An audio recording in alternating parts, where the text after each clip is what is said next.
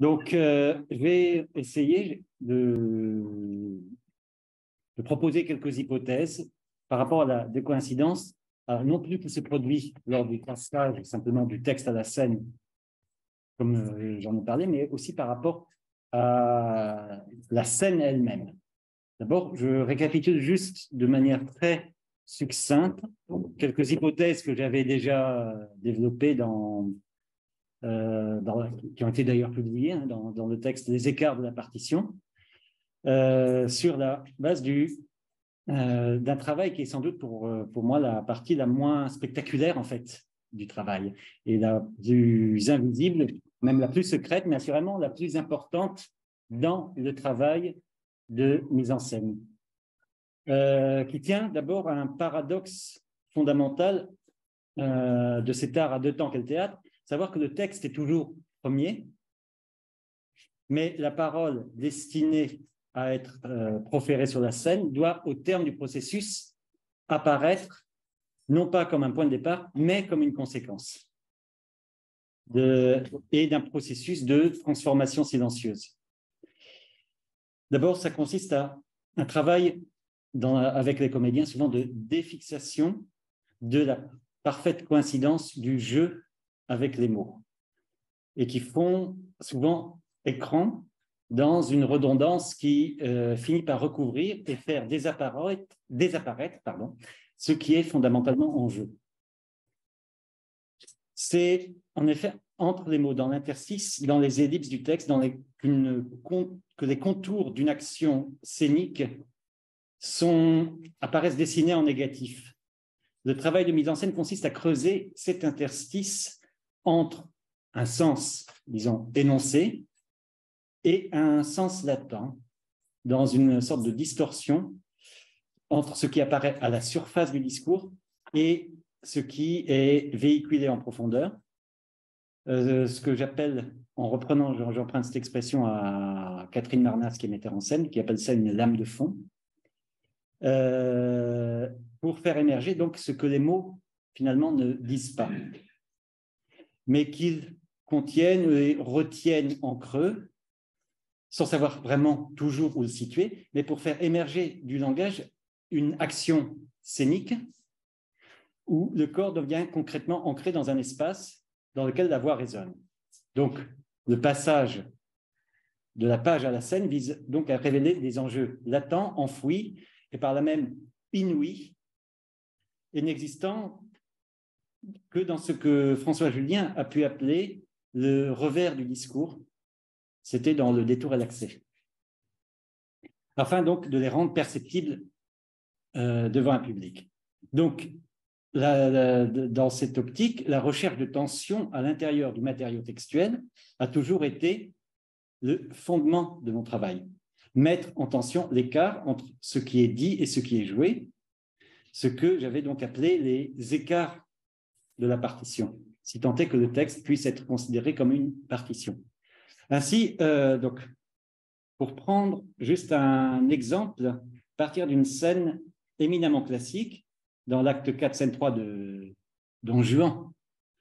Donc, Monsieur Dimanche, à qui Don Juan doit de l'argent, est invité de manière pressante à s'asseoir dans un fauteuil et non sur un pliant. Et donc, si la mise en scène choisit de ne pas placer de fauteuil sur la scène, l'invitation de Don Juan devient absolument impossible à réaliser, prenant des airs d'injonction paradoxale, c'est-à-dire d'une double contrainte, sous la forme de deux obligations contradictoires et qui font physiquement apparaître donc, la prise de pouvoir de Don Juan sur celui qui était venu réclamer le remboursement de ses dettes. Donc, en opérant cet écart avec ce que semble postuler le texte, donc la présence d'un fauteuil, alors que ce dernier n'est que mentionné dans la parole de Don Juan, la mise en scène peut faire apparaître des enjeux dramatiques latents, rendant perceptible, à proprement parler, l'inouï d'une scène extrêmement rebattue dans toutes les écoles de théâtre. C'est une scène d'école au premier tour du conservatoire, par exemple. Alors, là, je vais insister sur le fait que cette décoïncidence avec le texte ne saurait être rabattue à une complaisance de déjouement des catégories dramatiques telle qu'on peut la trouver au sein du concept de post-dramatique qui a émergé il y a 20 ans, que le théoricien allemand Hans-Thies Lehmann a réussi à imposer. Alors, entre le moment où j'ai proposé cette conférence, le titre et le contenu, se trouve que Lehmann, qui était un brillant théoricien allemand, est mort. Donc, je ne veux pas tirer sur une ambulance, mais il a donc réussi à imposer ce concept de post-dramatique dont je vais parler pour affirmer en fait la seule performance pure au sein de l'univers matériel de la scène. Comme une sorte d'horizon ultime. Donc, sous le couvert du poste, je vais essayer de voir ça, il y a une téléologie qui est inscrite implicitement. Et dans cette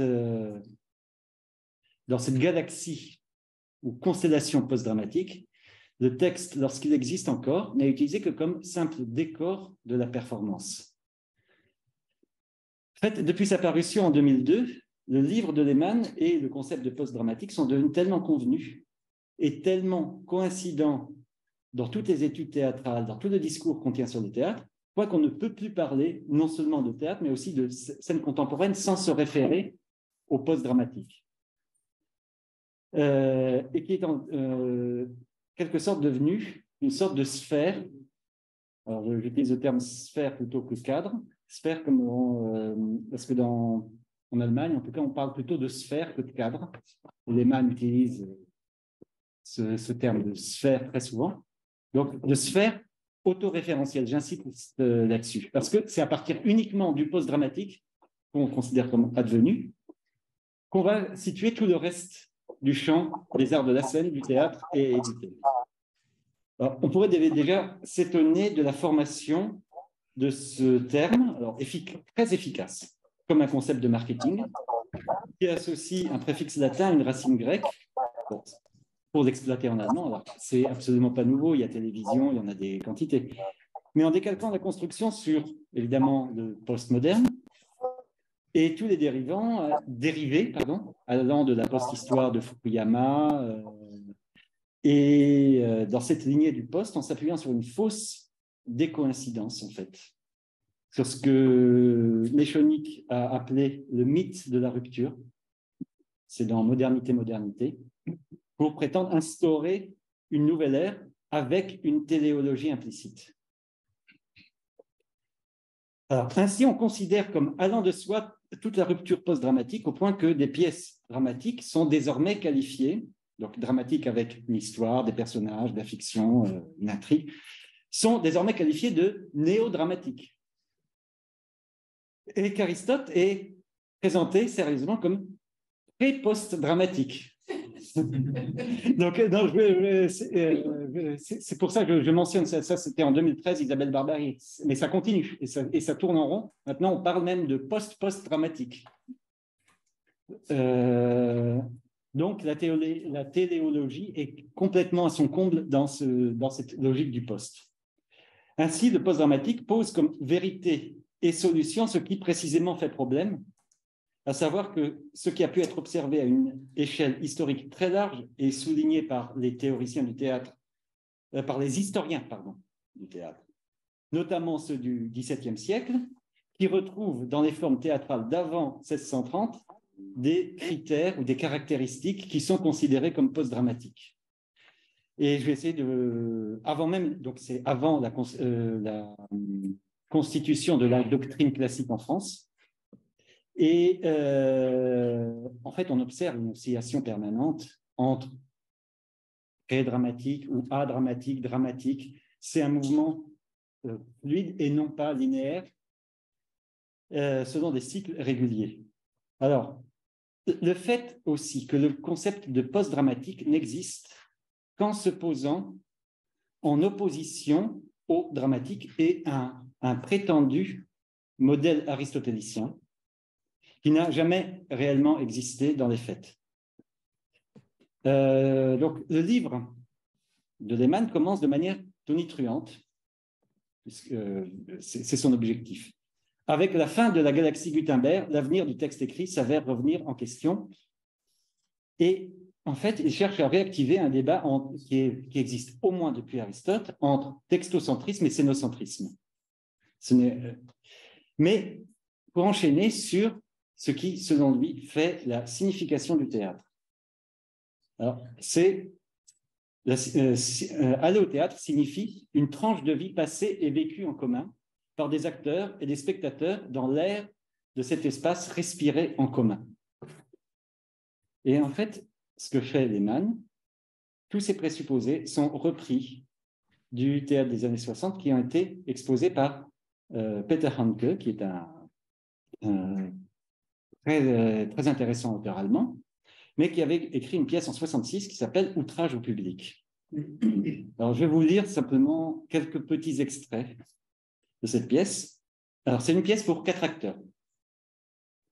Il n'y a pas de personnage, donc ils vont le dire et redire pendant toute la pièce. Nous respirons le même air, nous nous trouvons dans le même lieu. De ce côté-ci, le monde n'est pas différent de chez vous. La rampe n'est pas une frontière. Ici, pas de cercle invisible, pas de cercle magique. Ici, pas de place pour le théâtre. Nous ne jouons pas. Nous nous trouvons tous ensemble dans le même lieu. La barrière n'est pas rompue. Elle ne laisse rien filtrer. Elle n'existe pas.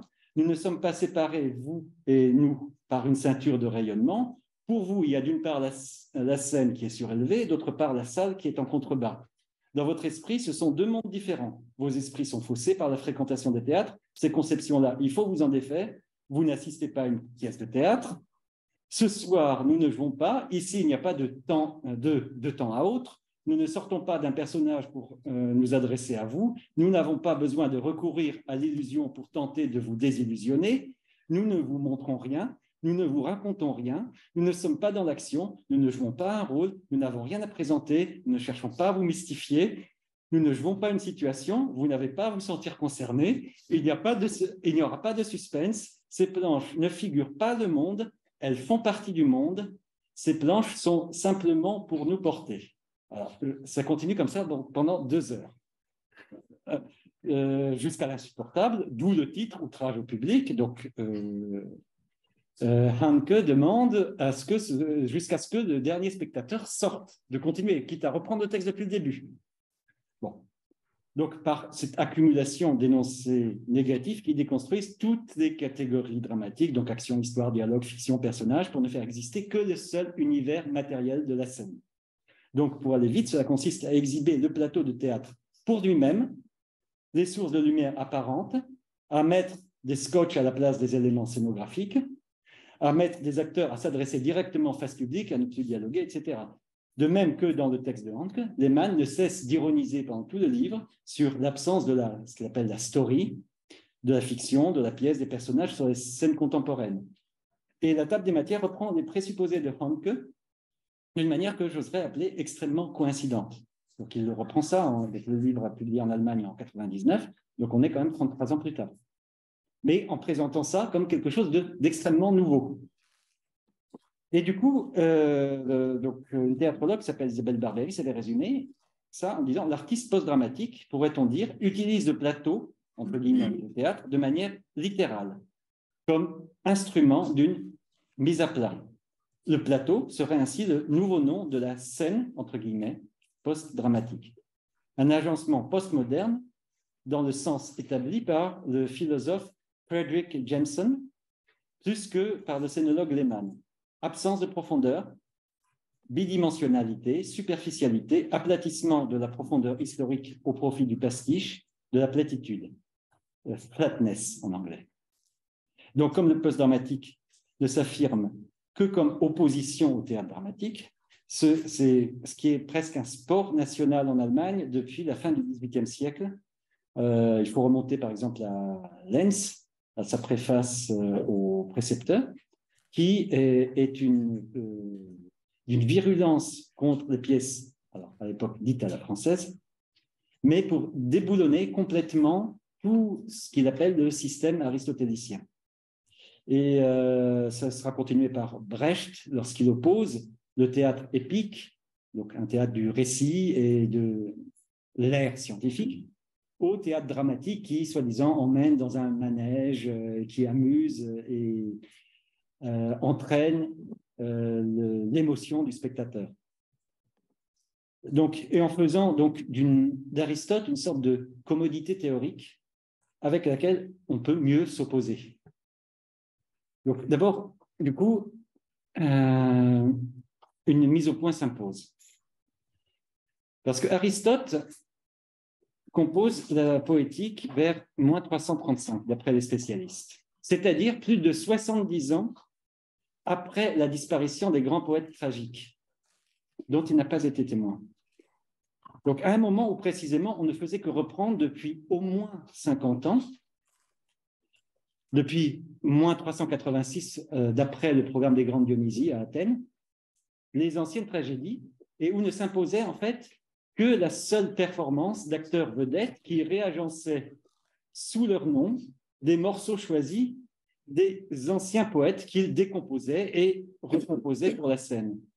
Ce qui était déjà une pratique, donc en quelque sorte post-dramatique, déjà avant l'heure, et qui s'est poursuivie jusqu'à l'Antiquité finissante, à travers la pratique du centon, qui était une sorte de collage pouvant aller jusqu'à recomposer plus tard, par exemple, une Passion du Christ de Grégoire de Nazianze au IVe siècle après Jésus-Christ, où la Vierge se lamente uniquement à partir de vers d'Euripide avec les mots d'Écube ou de Médée. Donc, c'était un petit exercice presque scolaire de recomposition. Et donc, on reprenait des textes, un peu à la manière dont Sarah Bernhardt, à la fin du XIXe siècle, donnait des récitals à partir de tirades extraites de Racine. Alors, Proust raconte ça au début d'À l'ombre des jeunes filles en fleurs, avec ce qui provoque une très grande déception chez le narrateur, ou à la manière dont, plus récemment, par exemple, Al Pacino a mis bout à bout des tirades de Shakespeare, donc qu'il a présenté au Bouffe du Nord, moyennant 900 €, parce que c'est une vedette. Donc, les remarques d'Aristote sur les auteurs débutants qui parviennent à une exactitude dans ce qu'il appelle l'expression, c'est-à-dire le style, en grec c'est lexis, mais sont plus faibles du point de vue de l'assemblage des actions, précèdent immédiatement la célèbre affirmation à laquelle on réduit un peu son système, mais comme quoi l'intrigue est le principe et comme l'âme de la tragédie. D'où vient la prééminence du mythos, donc de l'intrigue, et tout ce qui en découle sur tout le reste, savoir la subordination du personnage à l'intrigue, etc. Il faut donc considérer le système aristotélicien dans ce qu'il a de circonstanciel et, ce qui me semble, décoïncident par rapport à la pratique de l'époque, qui était donc déjà une ère qu'on pourrait appeler presque post-dramatique, si l'on veut, en tout cas si l'on en croit une thèse qui a été publiée aux éditions des Belles Lettres en 1972, de Paulette Giron-Bistagne, qui rappelle qu'Aristote affirmait dans la rhétorique, aujourd'hui, les acteurs l'emportent sur les poètes. Et il a élaboré en fait sa poétique à un moment où il y avait un affaiblissement incontestable de l'écriture, que l'on appellera par extension dramatique, et cet affaiblissement a été suivi de l'extinction progressive du théâtre, non seulement en Grèce, mais en Europe. Du coup, sur cette vaste question du drame, qui est centrale.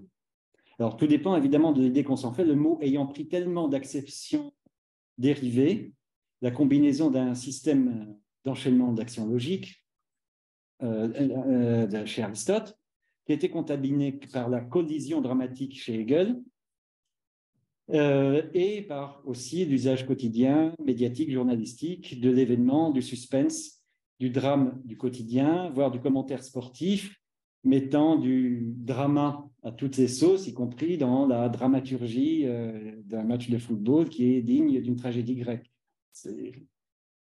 Donc, bon, même si on sait depuis Brecht que le théâtre a davantage besoin de bon sport, mais il y a un moment, on ne sait plus de quoi on parle. Et y compris dans des écrits théoriques de gens sérieux. Donc, en effectuant une petite recherche, précise, le mot drame, en tant que tel, figure dans la poétique uniquement comme pour décrire un mode mimétique d'énonciation, c'est-à-dire pour désigner par métonymie l'ensemble des œuvres, tragédies et comédies, où l'auteur laisse la responsabilité de l'énonciation à des personnages en action. Procédé dont Aristote attribue l'invention à Homère lorsqu'il se fait autre, à partir du 16e vers de l'Iliade. Alors, on sait évidemment que sur ce point, Aristote décoïncide complètement de Platon, qui, dans la République, proscrivait justement l'emploi du style direct pour n'autoriser que le mode narratif ou diégétique. Mais pour Platon, on sait, n'en était pas une contradiction près, puisque, d'après certains, il aurait détruit les tragédies qu'il avait écrites pour s'adonner à la philosophie, alors qu'il exposait sous un mode dramatique dans ses dialogues. C'est-à-dire sous le masque de personnages dialoguant en leur nom propre. Donc, cette contradiction, cette tension est quand même assez intéressante. Alors, je reprends Aristote. De là vient au dire de certains que les œuvres, celles de Sophocle ou d'Aristophane, s'appellent des drames, dramata, parce qu'elles représentent des personnages en action. Alors, c'est le participe drontas, qui est très, très malaisé à traduire en français, parce que le mot personnage, le concept même de personnage n'existe pas pour les Grecs. Mais globalement, c'est ce que Pirandello, au XXe siècle, désignera sous le nom de azione parlata, d'action parlée, qu'on retrouve au XVIIe chez l'abbé d'Aubignac, théoricien de la doctrine classique. Donc, quand il essaye de théoriser ça dans un chapitre assez connu qui s'appelle « Au théâtre, parler, c'est agir ». Bon, mais c'est, à moins d'avoir d'abord lu, c'est la seule et unique définition du drame par Aristote. Et même si le participe drontes revient de manière régulière associé à pratontes, donc pour désigner deux modes du faire ou de l'agir. Et Aristote attribue aux Doriens le verbe dran comme équivalent de pratein. Sauf que, par analogie, le drame, pourtant clairement défini en tant que mode d'énonciation mimétique, c'est vu étant de manière abusive et confondre avec l'intrigue. Avec ce qu'Aristote dira plus tard au sujet de la tragédie, chapitre 6 de la poétique, pour le rabattre sur le mythos, défini comme agencement de faits, stasis praxeos, par le moyen de personnages en action. Donc, on retrouve de drontes kai pratontes à ce moment-là.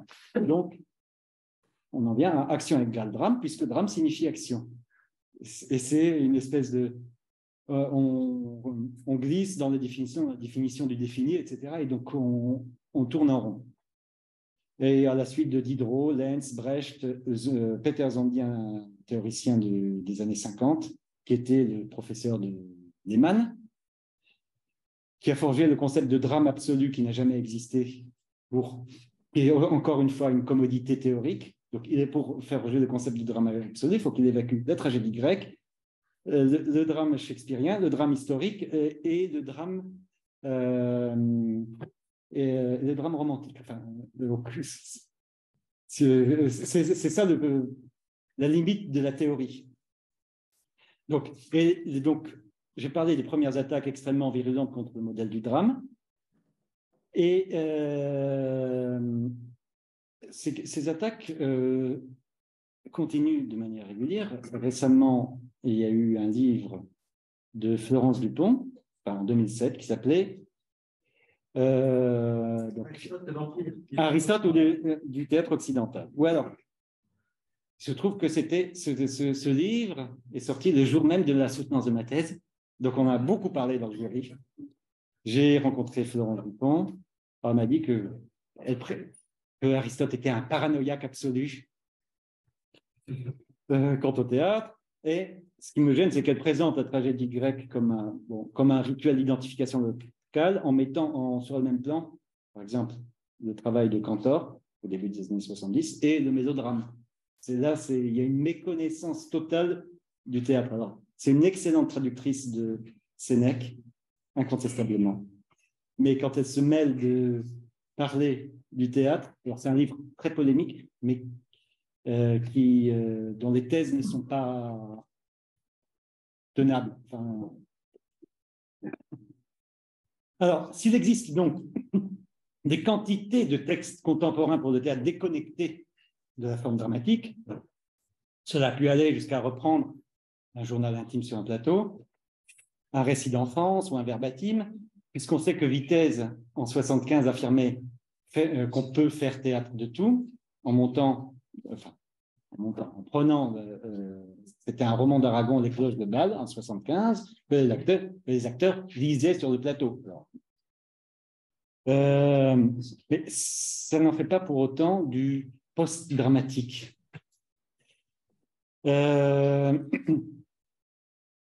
Alors, on peut considérer qu'avec, par exemple, Julia Kristeva, que la poétique d'Aristote est en ruine. C'est en 70 qu'elle écrit ça, en tant que système figé, et du coup, s'empresser de décréter la mort du bel animal. Alors, pour Aristote, la tragédie doit être comparable à un bel animal avec un développement organique. Donc, on décrète la mort du bel animal, on décrète la mort du drame, la mort de l'auteur avec Barthes, ou bien observer à la suite de Ricoeur, dans ses Temps et récits, premier au début, le caractère profondément actif et opératoire de chacun des concepts de la poétique. Le mythos n'est pas simplement un mythe ou une intrigue figée, mais relève ce qu'il appelle une opération dynamique de construction. Savoir que ce qu'il appelle la mise en intrigue. Et je préfère cette traduction. Et si on prend la deuxième catégorie, c'est l'éthos, on ferait donc non pas un caractère, mais une caractérisation. L'alexis n'est pas un style, mais ce serait ce que je traduirais par une mise en mots. C'est-à-dire pour conserver toujours le caractère dynamique de ces concepts et de voir comment ceux-ci peuvent être réarticulés d'une manière active, complétés, voire atténués dans les textes contemporains. Bref, non comme des modèles par rapport auxquels on ne pourrait mesurer que l'écart, mais comme des outils que l'on peut aussi faire travailler. Or, la théorie du post-dramatique élaborée aux années 70, avec une certaine pertinence par rapport aux pratiques scéniques, alors je dis bien pratiques scéniques de ces années-là, qui visaient à destituer la place du texte dans la représentation ou à le réduire à l'état de décor sonore, a été mise en compte dans son ensemble très vite, tant sur le plan théorique que sur le plan pratique, et précisément à partir des années de la vague de retour de textes et de pièces, à partir des années 80, par exemple, Coltès fait partie, et Coltès, Lagarce, Mignana, je pourrais citer d'autres auteurs, ils émergent tous au début des années 80. Ce que la tendance post-dramatique n'a jamais digéré. Donc c'est pour ça qu'elle a essayé de faire de ces auteurs des auteurs néo-dramatiques. Cependant, même au niveau pratique, de la pratique scénique, je vais juste citer par exemple Oskar Ostermayer, qui est un metteur en scène allemand, qui est quand même très connu pour le dynamitage des codes de la représentation, voire du déclassement des pièces. Vous pouvez réagencer les scènes. Bon. Estimé dès 2006, je vais expliquer pourquoi cette date est importante, que la théorie du théâtre dramatique est aujourd'hui dépassée. Alors, il continue que le drame revient en force de la vie et que le théâtre doit bien s'en faire aussi l'écho. En fait, la date de 2006 est très importante parce que ça fait suite au Festival d'Avignon en 2005, où on pouvait annoncer un déferlement de théâtre, de spectacles post-dramatiques, qui ont précisément montré les limites et dans une certaine mesure, la prétention à proclamer l'avènement d'une nouvelle ère post-dramatique. Ça a été écrit presque dans le programme d'Avignon. L'artiste associé était Jon Fosse, je vais y revenir.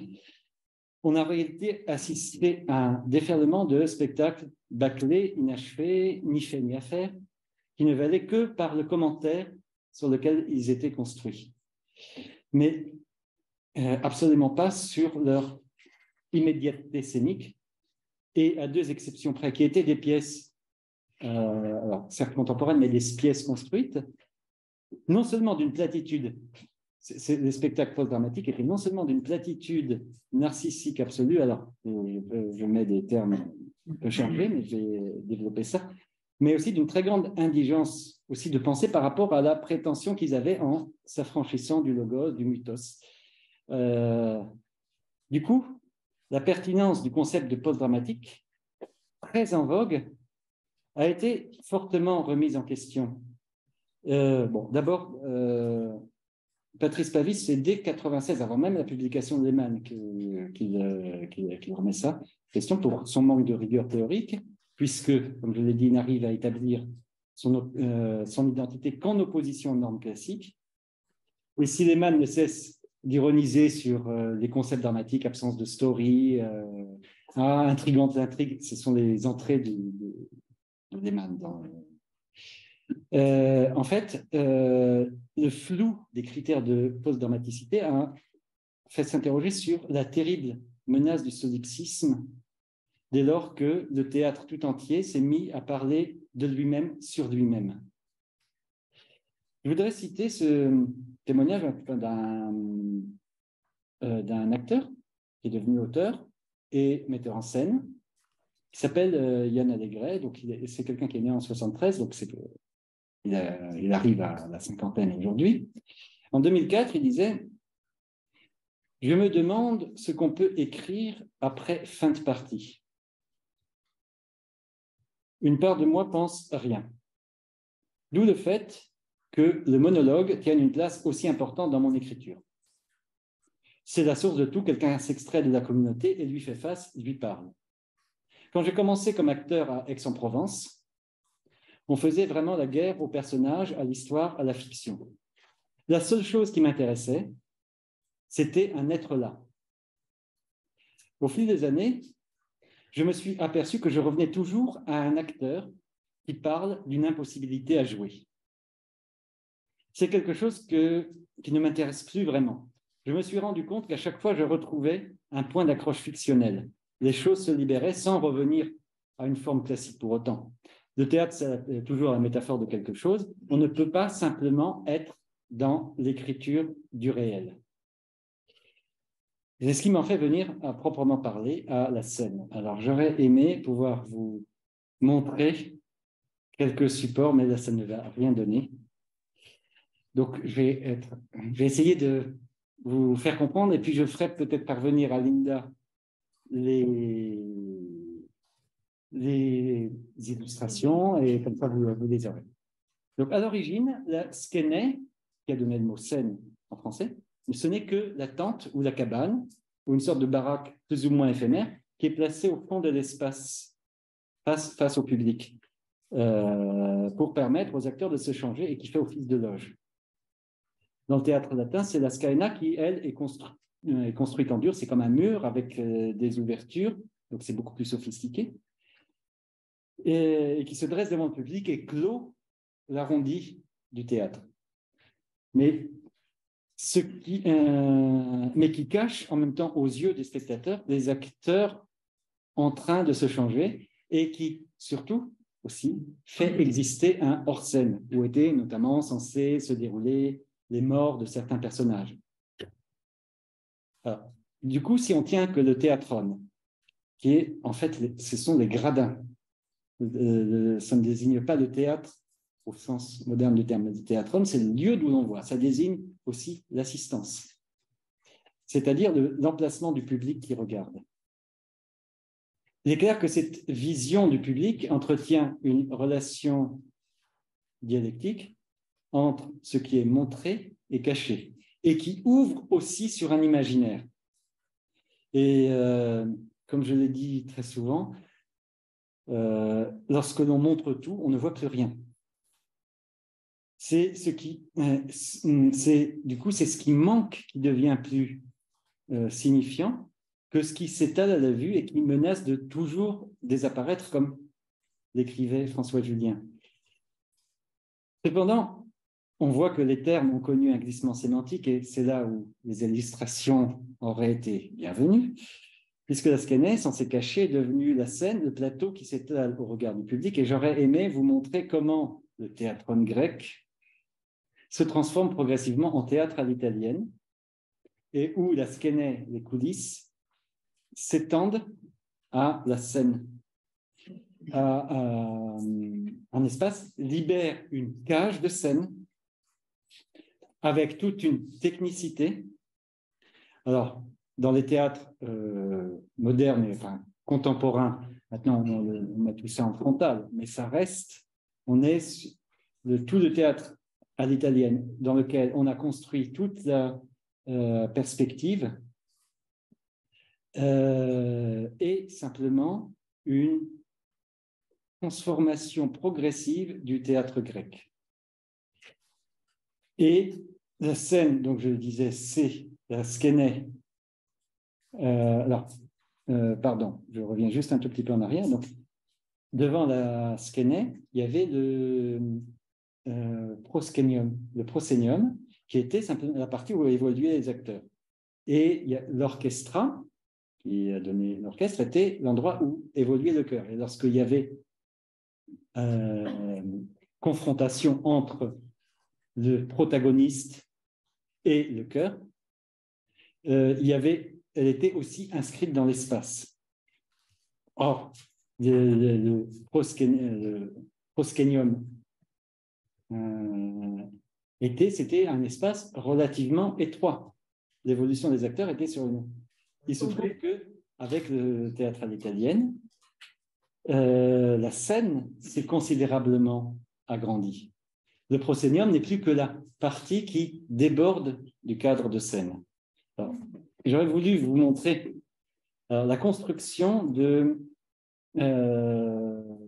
scène vraiment parfaite qui est l'Opéra Garnier. Parce qu'on voit parfaitement dans l'architecture qu'une scène, en fait, c'est du vide. Or, l'architecte, Garnier, a eu le génie de reproduire ce vide en haut, en bas, à gauche, à droite, en dessous, derrière, ce qui fait qu'on a 5 fois le même vide où on peut faire glisser des décors. Et c'est toute une machinerie extrêmement sophistiquée, extrêmement complexe, dont lorsque le public se rend à l'opéra, ne devine même pas derrière le cadre de scène. Et quant au proscenium, il est absolument minuscule par rapport à toute cette étendue de la scène qui est derrière. Donc, je disais que la scène reposait sur du vide. C'est en ce sens qu'il faut comprendre aussi la phrase qui ouvre le très célèbre livre de Peter Brook, L'espace vide, qui date très précisément de 68. Je pense qu'il y a quelque chose qui est très important au croisement de ces années-là. Alors, il dit, je peux prendre n'importe quel espace vide et l'appeler une scène. Quelqu'un traverse cet espace pendant que quelqu'un d'autre l'observe et c'est suffisant pour que l'acte théâtral soit amorcé. Alors, cette phrase, la première phrase, vraiment, elle ne recevra aucun autre développement. Elle ouvre le livre et notamment le premier chapitre, malencontreusement traduit en français sous le titre de « Théâtre bourgeois », alors que Brooke emploie l'expression « deadly theater ». Je parlerai plutôt donc de théâtre mortel, mortifère, sclérosé, pour signifier à la fois un théâtre frappé de mort et plus familièrement, donc ennuyeux. Mais dans cette phrase, Brooke parle prudemment d'amorce de l'acte théâtral. Et cette phrase sera reprise à l'envi, mais sans précaution par les tenants du scénocentrisme. Et c'est donc l'étalement au regard qui ferait de l'espace une scène. Cette phrase servira de caution donc, pour justifier toute une série d'expériences dans n'importe quel espace. Bon, il y a eu des choses très heureuses dans le happening, du living theater dès 68. Mais elle servira pour justifier l'étalement de la scène pour elle-même, comme un plateau où tout est offert à la vue et où on ne finit par ne plus rien voir à force d'étalage. Et que l'on retrouve dans la pratique théâtrale contemporaine où on met à nu tous les murs bordant le plateau, où la machinerie théâtrale ou encore les sources de lumière sont disposées à vue, où les décors sont remplacés par des scotch au sol, tandis que les comédiens sont en jogging comme en répétition, à jouer selon ce que Lehmann a appelé le cool fun. Tout ça en saturant de systèmes signifiants mais ne produisant pas vraiment de signification, donc hérité de la culture club, c'est l'expression de Lehmann, donc micro, vidéo, musique techno très forte, flash, et comme on est sur le présupposé qu'acteur et spectateur respirent le même air, donc on a mené des expériences où ils seraient éclairés par la même lumière. On a même inventé un projecteur spécial qu'on a surnommé le plat à barbe en raison de sa forme. C'est-à-dire c'était une ampoule qui éclairait le plateau et qui, avec un énorme réflecteur, renvoyait la lumière sur le public. Bon, évidemment, dans cette lumière diffuse, donc je raconte une anecdote que m'a raconté un éclairagiste qui s'appelle Orazio Trotta. Donc on faisait descendre une rose des cinq. Donc c'était se voulait une image très poétique. Mais alors, dans toute cette lumière diffuse, la rose désapparaissait complètement. Donc un jour, il a rajouté une découpe, donc très très discrète. Donc c'est un projecteur qui fait un faisceau très fin, donc qui permettait de découper la rose. Donc le lendemain, on lui a dit mais cette fois-ci on la voyait la rose. Et il a dit ben, effectivement, j'ai rajouté un projecteur. Et là on lui a dit ah, mais tu casses ce concept.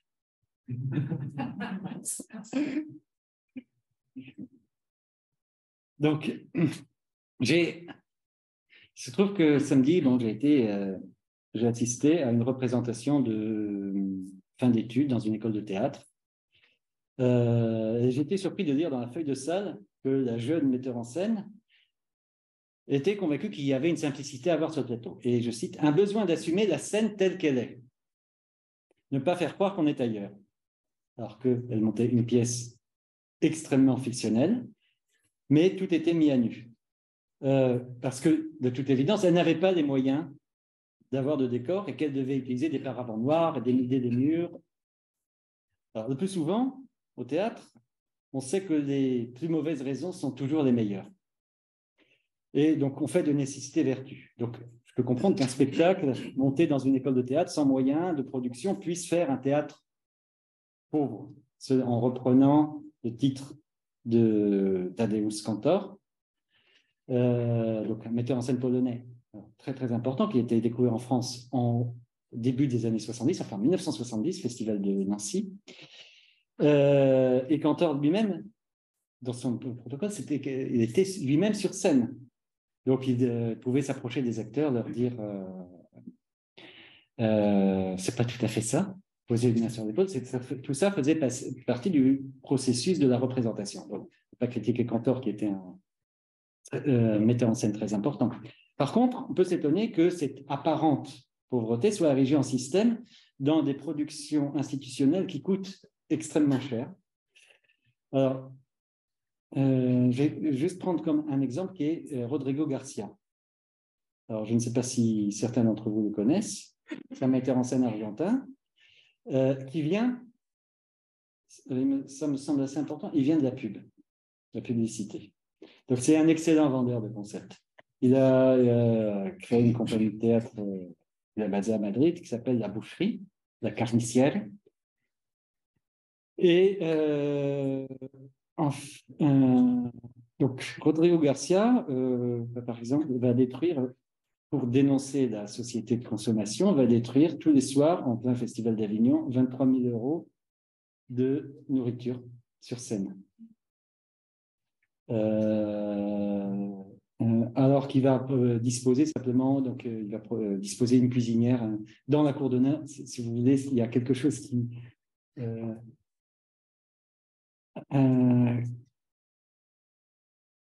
va pas tout à fait bien, quoi, dans le terme de proportion. Et c'est dans un style de provocation au public. Alors, c'est toujours des adresses au public. Alors, je fais toujours monter les spectateurs sur scène. Il va s'arranger aussi pour qu'ils baissent leur slip et qu'ils le prennent dans la bouche. C'est dans un style de provocation des années 70, mais qui relève le plus souvent aujourd'hui de l'imposture. Alors, un autre spectacle, il dénonce Coca-Cola. Je le vois au bar du théâtre avec une canette de Coca. Après, si vous voulez, il sait très bien ce qui est porteur et ce qui marche.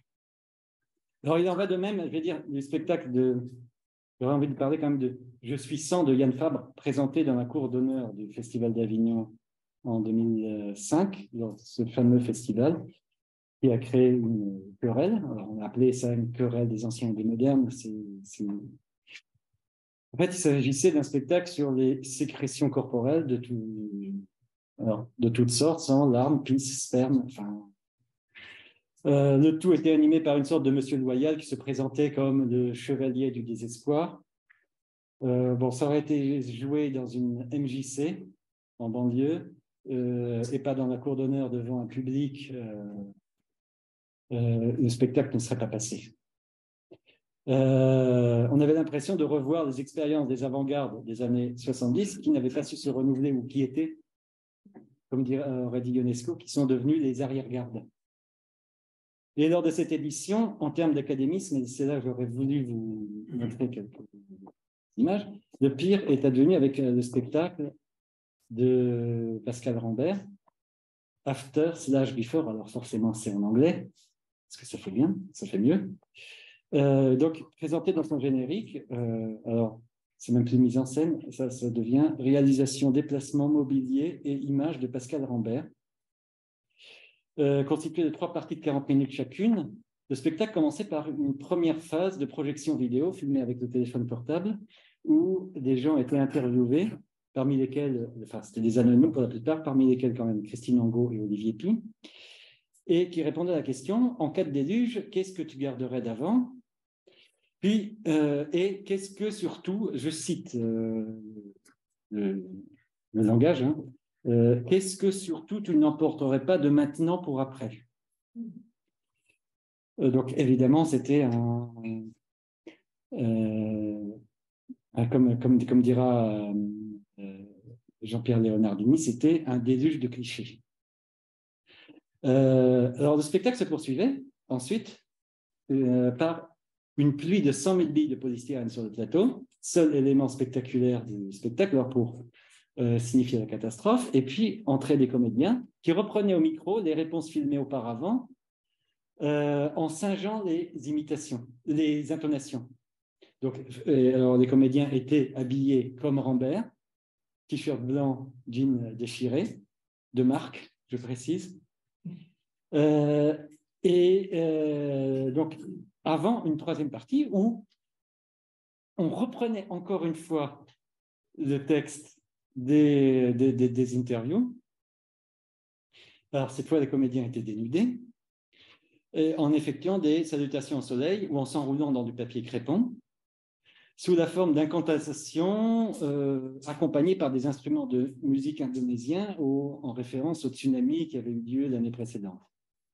Bon, devant cette attitude, bon, la première, il y a une spectatrice qui s'est écriée pleine de représentations, mais qu'est-ce qu'on vous a fait pour mériter ça? Et puis, donc, je citais le titre de Léonardini qui était « Tous aux abris, déluge de clichés ». Alors, c'était quand même quelque chose qui était global. Alors, évidemment, on a crié à la réaction devant ce qui est moderne, ce qu'on ne comprend pas.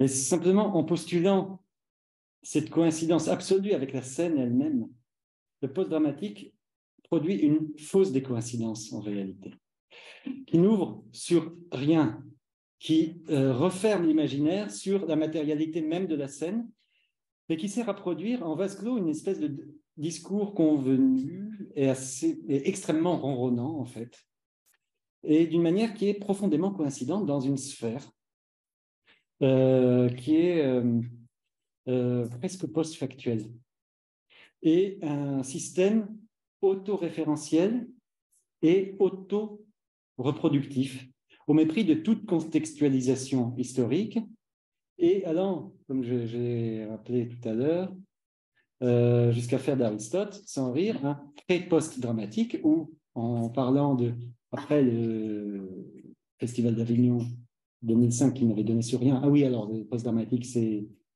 dépassé, donc il faudrait du post-post-dramatique. Donc, du coup, je vais en venir simplement à ce que François Livonnet a évoqué tout à l'heure, c'est-à-dire, je vais reprendre simplement un petit peu à plat. Ce à quoi l'association des coïncidences a été conviée en juin, qui a donc, à la chapelle de la Salpêtrière, c'est-à-dire le spectacle Je meurs comme un pays, donc qui s'est fait en présence aussi des auteurs, Dimitris Dimitriadis, qui a été hébergé par l'association des coïncidences pour l'occasion. Et alors, comme François Julien m'a dit qu'il était un petit peu resté sur sa faim après mon intervention, après le spectacle, je vais un tout petit peu reprendre avec un tout petit peu juste de détails. Je suis désolé, à ce moment-là, on devait absolument évacuer, j'étais stressé par l'heure, parce qu'on devait évacuer la chapelle avant 11h pour remettre le détecteur incendie et que la sécurité passait fermée à 11h. Donc, comme tout ça avait été l'objet d'une intense négociation, il fallait un tout petit peu sortir dehors. Donc, on ne pouvait pas maintenir au-delà de cette deadline. Donc, Je meurs comme un pays, ceux qui y ont assisté, n'est pas un texte dramatique. Ce n'est pas du post-dramatique pour autant. D'ailleurs, il ne faudrait surtout pas le dire à l'auteur qui il ne cesse de tempêter contre de post-dramatique. Alors, il m'avait écrit une fois, oui, que le post-dramatique, c'est un Covid intellectuel. Bon, mais évidemment, il a d'autres arguments. Il m'a d'ailleurs envoyé plusieurs textes extrêmement argumentés en grec. Alors, je pourrais reprendre des éléments, mais comme c'est aussi une argumentation serrée, il faudrait les examiner aussi pour ce qu'ils sont. Mais je vais simplement repartir donc de Je meurs comme un pays, qui à l'origine donc n'était pas un texte dramatique, mais qui a été conçu pour répondre à une commande d'écriture et se présentait dans sa première édition comme un projet pour un roman, projet inachevé, que Dimitriadis a écrit très rapidement en une vingtaine de jours, d'après ce qu'il m'a dit, et qui a deux parties distinctes. La première qui s'apparente à une chronique historique qui raconte l'agonie un peu hallucinée d'une nation tout entière asphyxiée, aussi bien par sa propre histoire que par une guerre millénaire. Et en contrepoint à cette parole épique et impersonnelle, répond en guise d'épilogue un long monologue, comme un cri de désespoir, où surgit enfin la première personne, le jeu, dont la dernière phrase donc, donne son titre au texte. La première lecture que j'avais faite, au-delà de l'impression que m'avait fait l'écriture à la fois violente, poétique, elliptique, fragmentée, où l'humour et l'ironie inattendus ne sont cependant pas absents, mais tout de suite apparu qu'il y avait dans ce texte une tension entre cette parole impersonnelle de la chronique et le surgissement d'une subjectivité qui est, au fond, aux origines du dramatique, du moins si on croit à l'esthétique d'Hegel, qui présente le drame comme la synthèse ou la relève, si on veut parler comme Derrida, entre la tension entre l'épique, qui raconte le destin collectif, et le lyrique où s'exprime le sentiment individuel. Alors, je m'excuse de synthétiser autant Hegel, mais ce qui m'intéressait, c'était donc cette tension originelle qui faisait que le texte m'apparaissait, non pas comme du donc je ne dis pas comme du post-dramatique, mais plutôt comme du pré-dramatique. Et là-dessus, j'en ai parlé avec l'auteur qui m'a confirmé que son texte pouvait être considéré comme la base d'une tragédie qui n'avait pas encore été écrite. Et que ce texte était antérieur à la tragédie, qui aurait pu en être tiré. Alors, profondément marqué par en fait, la lecture de la guerre du Péloponnèse de Thucydide, notamment l'épisode de la peste d'Athènes, jusqu'à reprendre certaines phrases directement en grec ancien, alors que dans la traduction, on a essayé de rendre dans une sorte d'imitation d'ancien français, on va dire, pour montrer la distance temporelle. Dimitriadis m'a en outre confirmé qu'il avait lu Thucydide pendant 2 ans. Pendant tout son service militaire, il était mobilisé à Chypre à la fin de la dictature des colonels, où les Grecs étaient mobilisés pour faire face aux Turcs qui avaient envahi le nord de l'île. Et les militaires étaient stationnés et ils ne faisaient rien. Donc, Dimitriadis a profité de ce temps-là pour lire Thucydide. Et donc, lorsqu'il a... D'accord, je me dépêche. Donc, il y a un coup après. Parce que les temps discuter à 30, on va discuter au D'accord. J'ai prévu d'essayer du temps en question.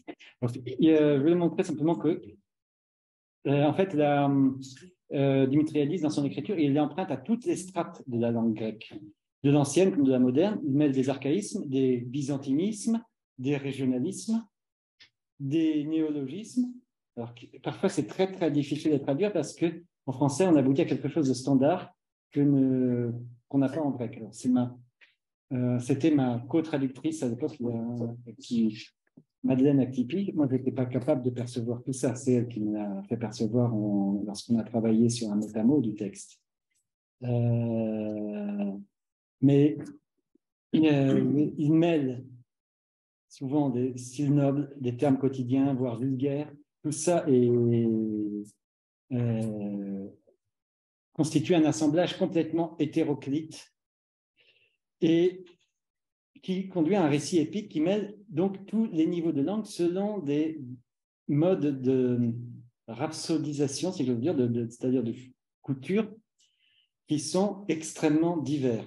Évidemment, c'est très, très compliqué pour des comédiennes de se saisir et de parler de ce texte.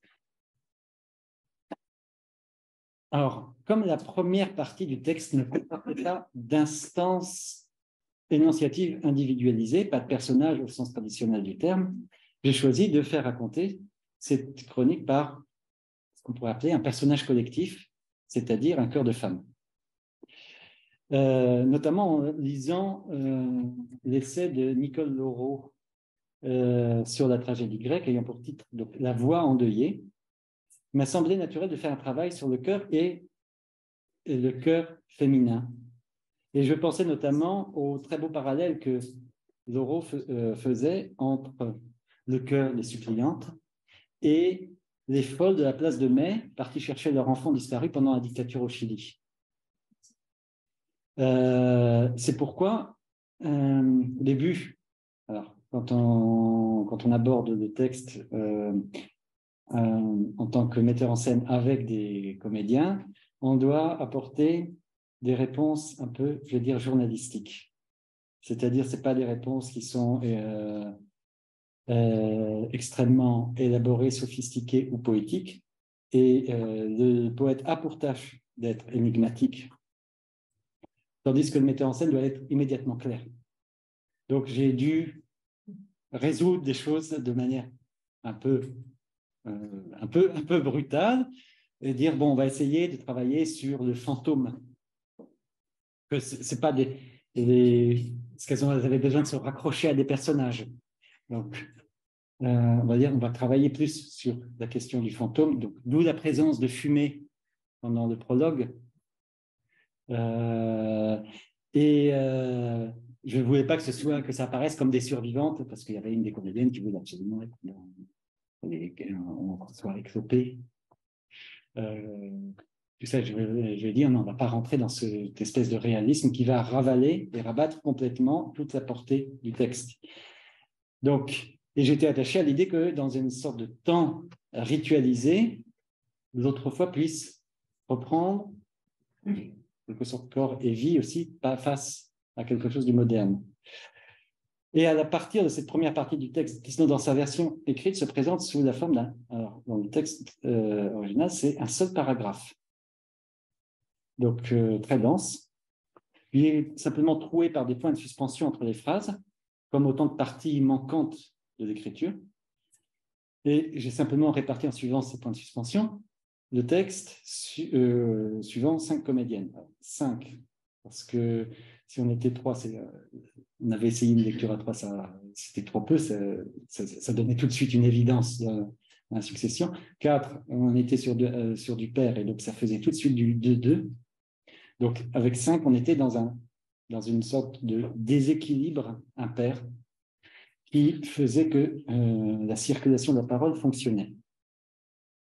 Alors, comme il faut que je laisse du temps à la question, je vais juste me dépêcher. Donc, j'ai adopté ce système de polyphonie chorale, de cette parole collective et impersonnelle, qui fonctionnait suivant un relais entre les différents membres du chœur.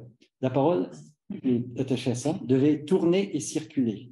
Du coup, le rapport traditionnel scène-salle ne me semblait plus possible, d'autant que le texte étant extrêmement violent, je ne voulais pas le mettre en scène frontalement.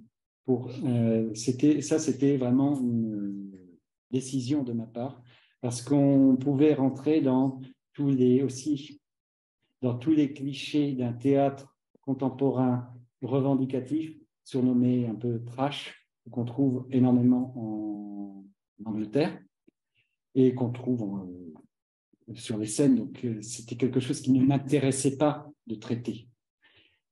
Donc, à quoi s'ajoutait aussi que nous avons répété le spectacle pendant les phases de confinement et que toutes les directives gouvernementales de l'époque imposaient une distanciation physique, donc au point que donc on se demandait à un moment si on allait pouvoir continuer à faire du théâtre, aussi bien des spectateurs que des acteurs. Donc il fallait ménager la plus grande distance possible entre les comédiennes, tout autant qu'entre les spectateurs. Alors j'ai eu pendant les premières répétitions, j'ai eu un cas de Covid dans l'équipe, donc on arrête la répétition. Vous voyez, il fallait faire très très attention. On a répété avec des masques, faire 8 heures de répétition par jour en masque, avec des comédiennes qui poussent la voix, c'est extrêmement pénible. Donc, c'est pour cette raison qu'a surgi l'idée de placer le public sur des tabourets individuels, espacés entre eux. Il y avait des distances préconisées par les directives gouvernementales. C'était une manière de déjouer l'impossibilité. Alors, le scénographe m'a suggéré ensuite de les disposer en spirale. Alors, pour ceux qui ont vu le spectacle, vous n'avez pas forcément perçu qu'il y avait une spirale. Mais c'est quelque chose ce mouvement en spirale, et non pas en cercle. Et c'est quelque chose qui vient aussi de l'écriture de Dimitriadis, qui cherche à redire la même chose jusqu'à obsession et arriver à un centre vide d'où elle se détache pour repartir. Et donc, c'est de là qu'est venue cette idée de spirale que le scénographe a mis en place.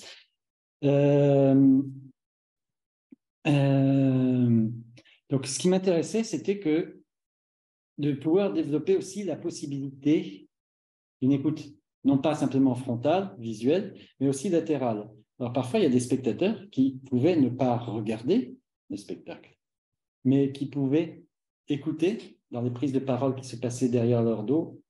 Alors, par contre, ça a été aussi très, très difficile à faire fonctionner dans disons, à orchestrer, parce qu'on ne pouvait pas passer d'un côté à l'autre brutalement. Il fallait le temps que le public intègre pour pouvoir pivoter sur son tabouret.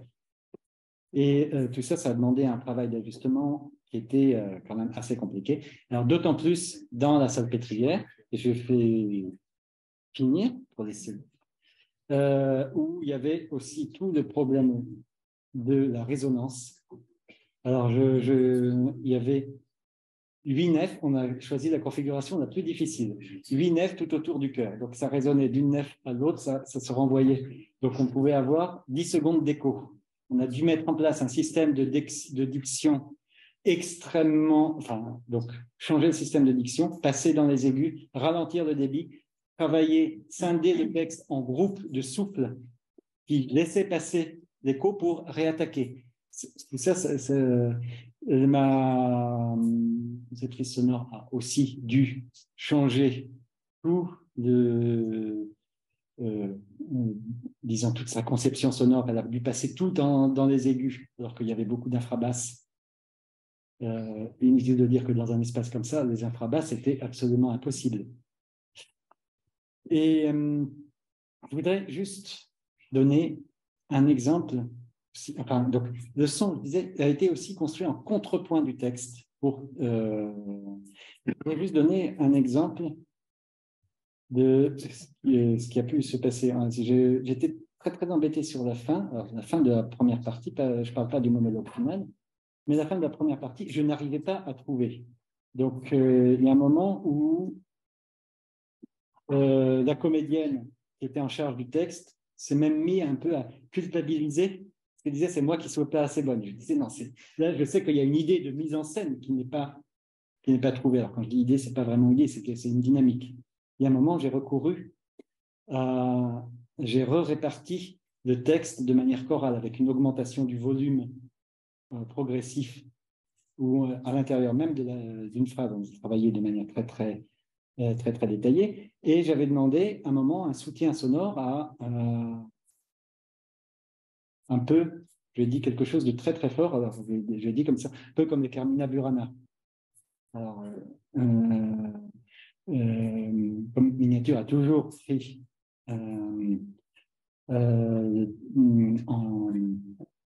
texte un peu en décalage, enfin le son en décalage du texte, pour ne pas être en redondance. Alors elle m'a dit, oui, c'est parce que tu me demandes ça que je ne vais pas le faire, bien entendu. Et donc, elle m'a proposé quelque chose qui était très très riche, c'était un sirtaki turc, je ne savais même pas qu'il en existait, qui donnait une sorte de douceur qui décoïncidait de la violence du texte sur cette fin, où c'était tout disparaît. Donc, je trouvais que ce processus d'être toujours en décalage et en contrepoint de ce que racontait le texte a été particulièrement fécond. Donc, je finis donc juste. Si j'ai pu tenter d'avancer que mettre en scène consistait à opérer une décoïncidence du texte que j'ai pu formuler comme des écarts de la partition, on vient également de décoïncider de la scène qui menace toujours de s'enliser dans son étalement lorsqu'elle devient absolument auto-référentielle à elle-même, et d'autant plus aujourd'hui. Et si j'ai fait ce long détour par le post-dramatique, c'est qu'il me semble qu'il pose un sempiternel débat entre textocentrisme et scénocentrisme en des termes qui ne sont absolument pas féconds, et d'une manière qui est au fond extrêmement coïncidente, car sur une échelle historique large, on observe une oscillation permanente entre adramatique, dramatique, très dramatique, post-dramatique, mais dépourvu de toute téléologie, car en fait, il s'agit d'un mouvement permanent, dynamique, mais qui me semble plus cyclique que linéaire. Je vous remercie.